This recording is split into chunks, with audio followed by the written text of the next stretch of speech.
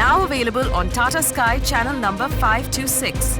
Let's answer a question that's coming in on our website. Renukananda has written in from Bengaluru. Right. Now he says that he owns a residential house in Bengaluru which was gifted to him by sister in 2015. Now his sister's son, that is his nephew, originally bought this house in 2002 and gifted it to the sister. Right. That is the nephew's mother in 2015.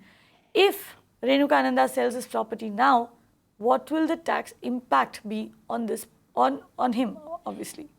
Okay. So Kavita, let me just demystify the question.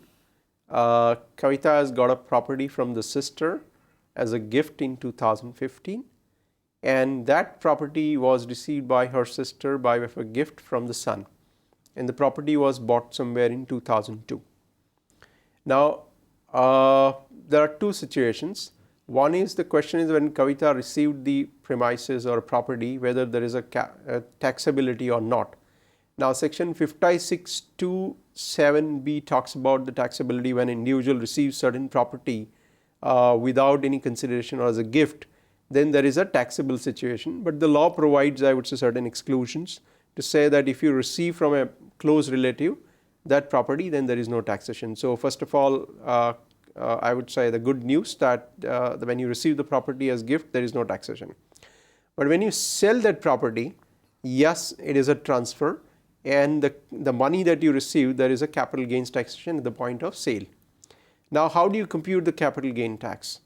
So you one hand your sale consideration that you receive, and then you reduce the cost, right? So in your example that the property has been purchased in 2002, so the cost would be the cost of the previous owner, and the previous owner is not your sister, but the previous owner is the son, because he also had in turn gifted. So it will go back all the way to the cost which has been incurred by the son, plus any additional cost which has been incurred in terms of major repair or getting the title done, and all those costs all will be added as a cost. And then you will be entitled to the induction benefit right from 2002 till 2016. And then whatever the capital gain that is being computed, that capital gain would be treated as a long-term capital gain, because the period of holding also will go back to the year in 2002. So effectively it's like 14 years, so it's a long-term capital gain. So that long-term capital gain will be taxable at the rate of 20% in the hands of Kavita, right?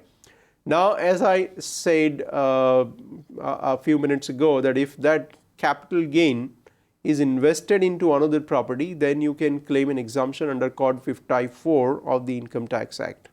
But if you are not investing, or if you are investing in a bond or something of that sort, then also you are entitled to exemption. But then when you are investing your bond, then remember you have to invest the sale consideration, not a capital gain.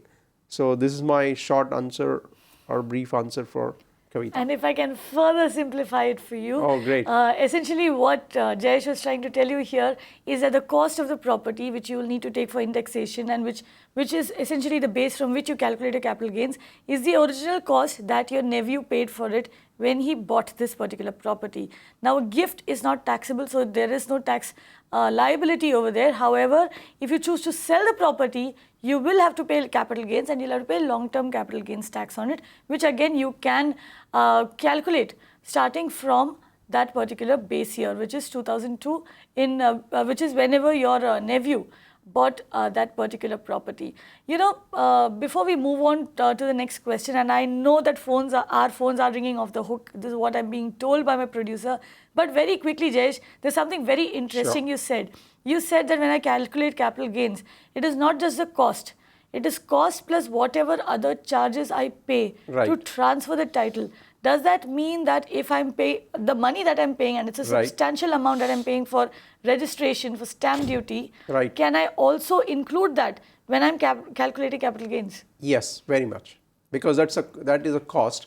Like when you are transferring the property into two-time transfer has happened, and if there is a kind of or any cost which has been paid to a society for change of name, or to the registrar for change of name, registration fee, and all those, and assuming that you would have done a kind of a significant improvement to that property, right? So like it was in a 2002 and now it is 2016, there are a lot of I would say repair work that needs to be carried out, major repair to bring the property to a habitable situation or a sale condition. then even that cost also can be considered as part of the cost. So very simply, any renovation work that you can do can be added. Not any also, and all, but significant. Yeah, significant renovation work. Absolutely. And also, in a way, what the taxman takes, he also gives you back. You can add the stamp duty and registration charges when you calculate capital gains tax. You can watch live TV on our website mpnow.in. Find us on Facebook at facebook.com/magicbricksnow. And don't forget to click the like button. You can also follow us on Twitter at magicbricksnow. To stay updated with all our programming, hit the subscribe button on our YouTube channel by logging on to youtube.com/magicbricksnow.